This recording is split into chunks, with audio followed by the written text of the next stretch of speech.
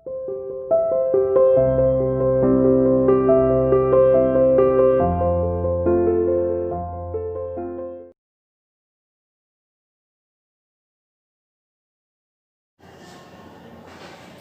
students, welcome to you CR International School online classes. Students, how are you? I hope that everyone is fine at your home. Now we are going to continue our chapter 6 of Geography. Class भी 6 है, lesson भी 6 है और lesson का नाम है पृथ्वी के प्रमुख स्थल।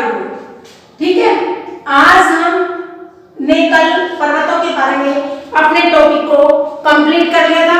उससे संबंधित जो भी क्वेश्चंस बनते हैं उनको मैंने आज आपके पास पिक पेज दी है, आपको वो सभी राइट करने हैं और लिखने हैं। एक बार मैं उन सब के बारे में आपको अच्छे से समझा देती हूँ। देखिए, सबसे पहले हमने पढ़ा कि वलित पर्वत किसे कहते हैं। हमारा पर्वतों से रिलेटेड क्वेश्चन बनता है कि वलित पर्वत किसे कहते हैं।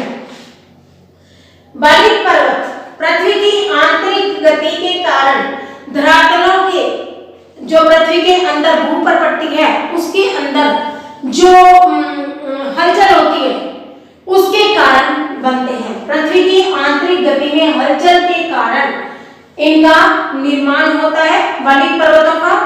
पर्वतों में वलन पड़ जाते हैं या फिर इनमें मोड़ आ जाते हैं, इसलिए ही इनका नाम हमने क्या रखा है, वलित पर्वत। आपका जो क्वेश्चन नंबर आज का बन रहा है वो 12 क्वेश्चन का ये मैं बता रही हूँ 11 का। ये दो तरह के होते हैं, वलय पड़ने के कारण इनका नाम क्या पड़ा है, वलित पर्वत। नवीन वलित पर्वत और प्राचीन वलित पर्वत। जो प्राचीन वलित पर्वत है इनका निर्माण अक्षय और अपर्दन क्रियाओं के कारण होता है। इनकी ऊंचाई कम होती है और ये कम ऊंचाई के साथ होने के कारण क्या कहलाते हैं, प्राचीन वलित पर्वत। ये उत्तर अमेरिका में आल्पेशियन पर्वत जो है वो इसका उदाहरण है और रूस का जो यूराल पर्वत है वो इसका उदाहरण है। उसके बाद हम आते हैं सेकंड पार्ट पर, नवीन वलित पर्वत जो कि अभी जिनका निर्माण अभी हाल ही में हुआ है।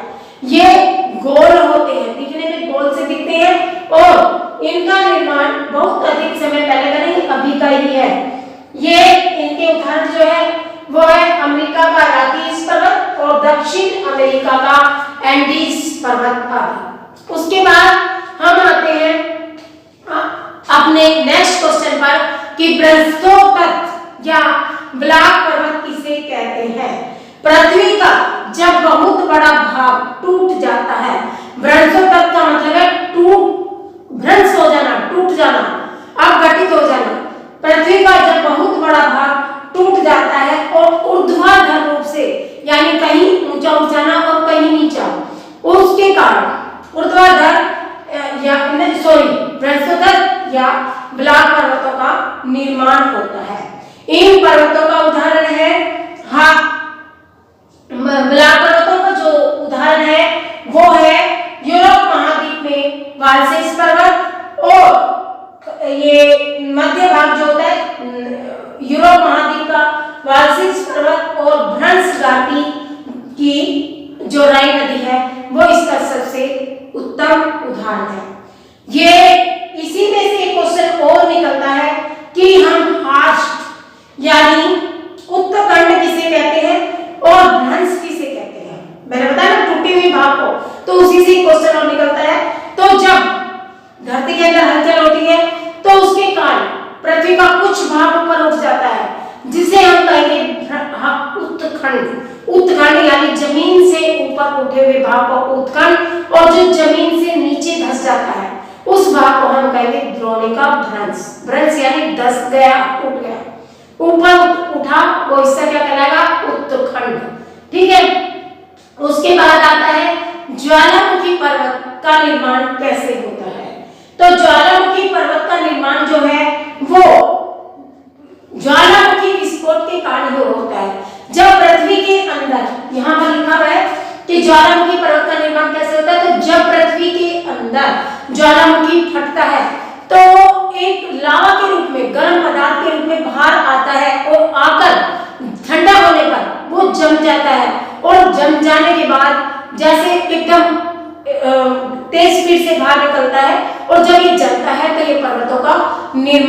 होता है, जो ज्वालामुखी कहलाते हैं।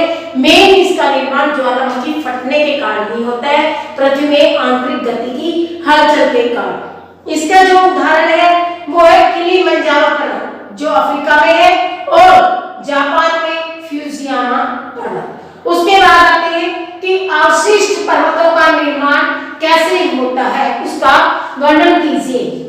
तो जो अवशिष्ट पर्वत है उनका निर्माण अपरदन क्रिया के कारण होता है।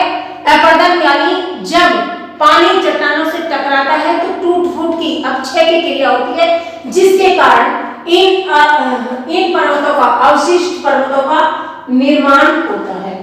ठीक है, ये पर्वत अपरदन के कारण बनते हैं। आपको बस इतना ध्यान रखना, अवशिष्ट का मतलब बचे हुए, अवशिष्ट जो बच जाते हैं, कुछ तो बह जाते हैं और कुछ जो शेष रह जाते हैं वो अवशिष्ट पर्वत कहलाते हैं। इनका निर्माण अपरदन क्रिया के कारण होता है।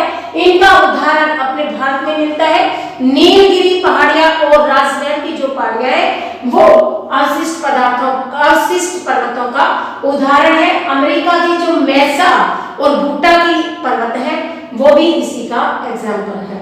उसके बाद हमने पर्वतों का इतना बड़ा वर्णन किया है, अलग अलग पर्वतों को अलग अलग टाइप से बताया है। तो इन पर्वतों के फायदे क्या है, हमें इनसे क्या लाभ है? तो देखिए, मनुष्य के लिए पर्वत किस प्रकार उपयोगी है।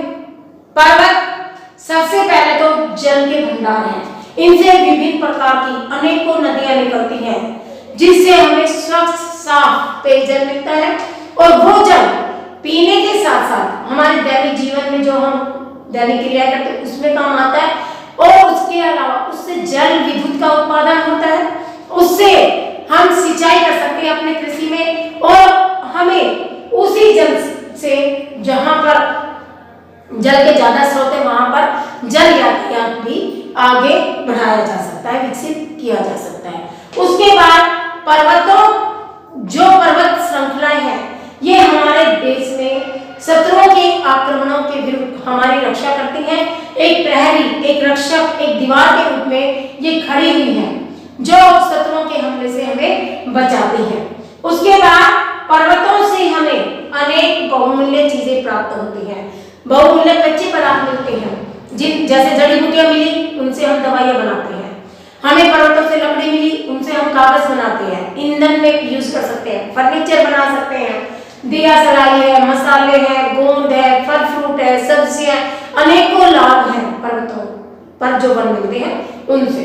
उसके बाद पर्वत पर्यटन स्थल है, लोग देखने जाते हैं, मनोरम दृश्य है, जहाँ पर जो चीज नहीं होती उसका महत्व होता है। अब हमारे यहाँ पर अभी पर्वत कम है, तो जो लोग सैलानी होते हैं या छुट्टियों में कहाँ जाते हैं, पर्वतों की तरफ यात्रा करने के लिए, देखने के लिए, उनके मनोरम दृश्यों को। तो ये पर्यटन स्थल होने के साथ साथ कई खेलों के लिए भी प्रसिद्ध है, जैसे रिवर राफ्टिंग, स्केटिंग, पैराग्लाइडिंग। ये कुछ ऐसी खेल हैं जो पर्वतों पर खेले जाते हैं। आपको ये सारे क्वेश्चंस राइट करने हैं और लिखने हैं, राइट करने और याद करने हैं। जितना मैं काम कराती जाती हूँ आप डेली की डेली से लिखिए और याद कीजिए। आज के लिए इतना ही काफी है। कल हम पढ़ेंगे पठार। हमने पर्वतों के बारे में जितना भी पढ़ा था उससे रिलेटेड क्वेश्चंस जितने भी बनते थे मैंने सभी आपको यहाँ पर लिखवा दिए हैं। बस आप भी इनको लिखिए और डेली रूटीन से अपना याद करने का काम कीजिए।